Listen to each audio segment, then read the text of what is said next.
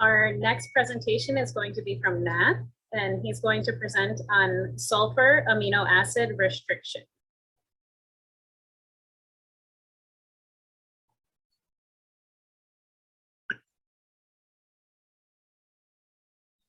Sulfur amino acid restriction. This is not a new dietary intervention, but I'm using this term to refer to an intervention that's well known as methionine restriction. But why do we need a new term? Methionine and cysteine are two proteinogenic sulfur-containing amino acids, and the dietary requirement for cysteine is not essential because both animals and humans can make it from methionine. And for this reason, a lot of laboratory diets, including methionine-restricted diets, do not include cysteine in the formulation. But let us see what actually happens when animals eat these diets. In case of animals on controlled diets, they have enough methionine to make cysteine that's high enough for their metabolic needs. But in case of methionine-restricted diets, they can't make enough cysteine to meet their growth and metabolic demands. So the animals on methionine-restricted diets are actually undergoing both methionine and cysteine restriction. And because of this, a more representative term would be sulfur amino acid restriction. How is this implemented in laboratory studies? Most commonly used concentrations in case of control diets is 0.86%. And in case of SAAR diets, it is anywhere between 0.12 to 0.17%, depending upon the species you use. And this accounts for a decrease in 80% in methionine concentrations. Neither diets have cysteine, and it is very easy to formulate these diets because nitrogen in case of laboratory diets comes in the form of free amino acids. So you can control the levels of just methionine and you can eliminate cysteine as most of us do in laboratory studies. Other features include that CD control diet and SAAR diets are isocaloric in nature. They are also isonitrogenous, and animals are allowed to eat diets ad libitum with respect to both quantity as well as the time of access to diet. Implementation of formulating SAAR diets for human studies is a little bit challenging because free amino acids taste bitter and there are palatability issues and compliance issues. For this case, most of the nitrogen for human studies should come as total protein, which presents difficulties at two levels. We cannot control the methionine concentration individually, and also we cannot eliminate cysteine. The other issue is that we cannot go below the RDA levels. What are RDA levels? These are the minimal levels required for each nutrient, and these levels are proposed by Institute of Medicine. And for sulfur amino acids, it is 19 milligram per kg per body. And this value represents both methionine and cysteine together, not individually. Despite having a hurdle that we cannot go below 19 milligram per kg per body weight, the habitual intake of sulfur amino acids based on the typical American diet is far higher than the RDA. So we have some room here to cut down on sulfur amino acid intake, and clinical studies do this in two different ways. They can decrease just methionine, or they can decrease both methionine and cysteine. Other features are very similar to animal studies. The diets are made isonitrogenous. They are also isocaloric, but instead of allowing humans to go ad libitum on the diets, they will be meeting their caloric needs in terms of total calories they eat each day. What are some salient features of SAAR diet? Animals on SAAR diets grow slower. They have lower body weights. However, they eat slightly higher diet. The dietary intake is slightly higher, but it is per gram body weight basis. They have lower plasma IGF-1, lower leptin, and hepatic glutathione, but they have higher levels of FGF21 and adiponectin. Is there evidence that SAAR affects the biological aging mechanisms? It is well demonstrated that SAAR diets extend the lifespan in a variety of models, including rats on the top panel and mice on the bottom panel. It doesn't matter when you introduce the diets towards either at young ages of onset or adult ages of onset, and it has been demonstrated in both males and females. Of course, the effect is much higher if you introduce the diets when they are young, when the animals are young. A couple of years ago, we demonstrated that adult animals, when the SAAR diet is introduced to adult animals, the DNA methylation status increased. On controlled diets, adult animals had lower methylation status. But when we feed them with the SAAR diet, the methylation status comes back to the control levels. We also demonstrated that SAAR diet alters histone methylation, in particular HJK4 ME3 methylation. And this translates to changes in the expression of the genes. And among all the genes that change, those associated with colon cancer and 1-carbon network stood out. SAAR also improves proteostasis. Most of the secretory proteins are co-translational. As soon as they come inside the endoplasmic reticulum, chaperone proteins such as the protein disulfide isomerase impart native structure to them. But this process is not perfect.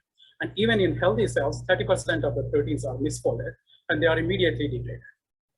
There are a number of studies which show that higher levels of methionine in the diet increases protein synthesis rates. And there are also studies which show that higher protein synthesis rates lead to higher protein misfolding. And we thought that because SAAR diet has a low methionine content, it could decrease the protein synthesis rate, which might eventually result in low levels of protein misfolding. We published the first part a couple of years ago and working on the second part now. So in the first part, we kept animals on CD and SAR diets for an extended period of time and gave them deuterated water. And we looked into the amount of the alanine labeled in the protein. As you can see here, the slopes represent the protein synthesis rates. Animals on SAR diet had slower rates of protein synthesis compared to control diets. SAR not only decreased the protein synthesis rate, but also increased the concentration of chaperone proteins, PDI and ERO1 alpha. SAR is also known to improve mitochondrial function. It decreases the leakage of free radicals from mitochondria in liver, and it is known to increase mitochondrial biogenesis in white adipose tissue, as well as it is known to induce mitophagy in yeast. As you can see here in the bottom panel, SAR extends the lifespan if the methionine synthase gene in the yeast is knocked out, but this lifespan extension is blocked or attenuated once you knock out different genes that are associated with mitophagy. SAR is also known to mitigate cellular senescence. It increased the number of population doublings in case of when human diploid fibroblasts were given media that is low in methionine. And recently it has also been shown that it decreases the secretion of SAAS phenotype. But is there any clinical evidence that SAAR benefits humans? I'm going to discuss two different types of human studies here. One is epidemiological, which is, these type of studies are mostly retrospective. There is a significant variation in the intake of methionine and cysteine, sulfur amino acids, based on what kind of diet people eat.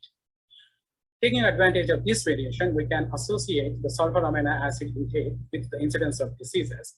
And I'm going to discuss CVD and diabetes.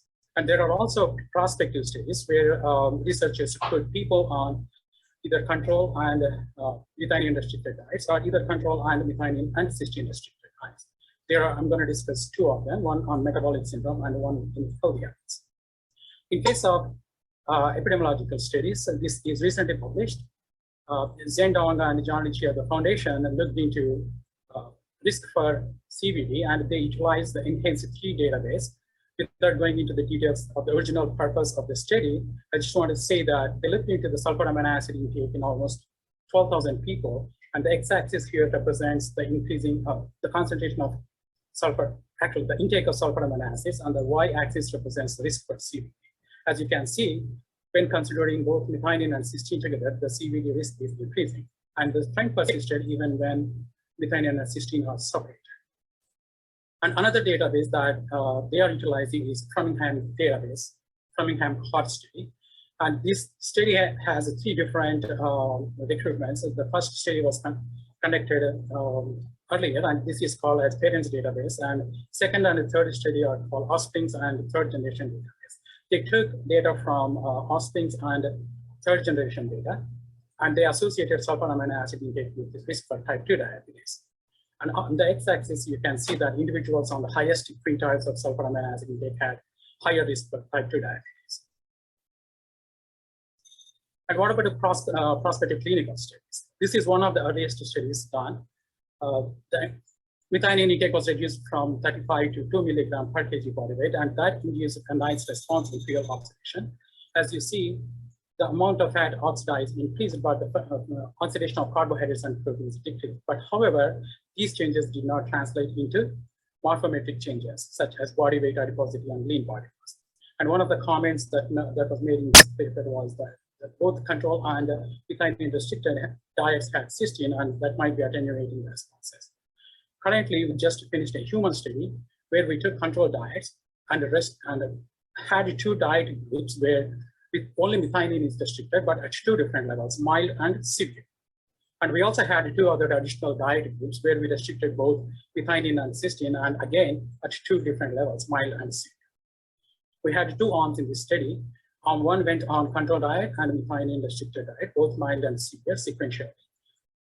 In the same way, the second arm went on its control diets and sulfur amino acid restricted diet sequentially, both mild and severe. The x-axis here represents different diet groups, and y-axis represents change from the baseline. As you can see, for various parameters that we measured, including plasma cysteine, methionine, and branched chain amino acids, changes induced in sulfur amino acid restriction are better or higher in magnitude compared to methionine only restricted.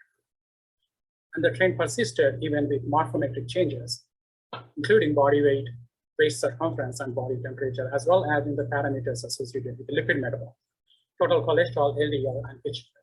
Of course, there are certain parameters that did not change. I'm not showing them to you, but our triglycerides did not change.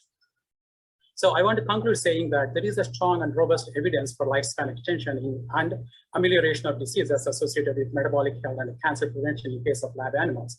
But in case of human studies, the data is still building up. Well, I have shown some strong data from epidemiological studies that SAAR decreases risk for CVD and diabetes. But in case of prospective clinical studies, I want to say that the evidence is kind of mixed, but we don't know if this is really biological or methodological. I want to highlight some differences methodological differences between animal and human studies. If we assume this cartoon represents the increasing concentration of sulfur amino acids, in case of animal studies, we are looking at adequate levels and decreasing the concentrations below the adequate levels.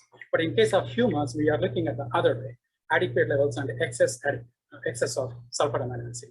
And we are assuming that the biological mechanisms induced in both cases are same, which may not be true at all. So we need some animal studies where we increase the sulfur amino acid intake above the adequate levels, and we need some human studies where we decrease the sulfur amino acid intake below the adequate levels. This might be harder to do considering the IRB issues, but at least with the careful monitoring of the participant, we might be able to convince the authorities. And also age at onset dependent doses. These days, a lot of studies are including animals that are either adult or old, but however, we are not changing the concentrations of nutritional interventions depending upon the age. So if we look at the intake of sulfur amino acids, based on the numbers I said earlier, 0.86 and 0.17, this is what we would expect in adult animals. The methionine intake per milligram per kg body weight per day in animals. And we are assuming that we are achieving 80% restriction. However, the actual requirements, sulfur amino acid requirements for animals, adult animals decreases drastically, and the actual restriction is much lower. So we can compare the results we get from adults with the results we get young animals. And also from a perspective of nutrition, I am concerned about the chemical form of the nitrogen. It has been shown in many nutritional studies that the absorption, bioavailability, and the growth of free nitrogen in the form of the protein is much better than it is in the form of free amino acids. And also we have to consider whether we want to include cysteine in the diets or not based on our hypothesis. And I have a poster here which shows that of all the salient features I discussed earlier, a number of them are due to methionine, but plasma adiponectin is due to changes in the concentrations of dietary cysteine. With that, I want to acknowledge all the people at the foundation, especially Dr. David Orenthal, who spends a lot of time with us discussing science, and also all the science staff who are either directly or indirectly involved in each other's project. And our science advisory board, particularly John Vici, who is leading epidemiological and clinical studies, as well as Matt and Dr. Anderson for giving me this opportunity. Thank you.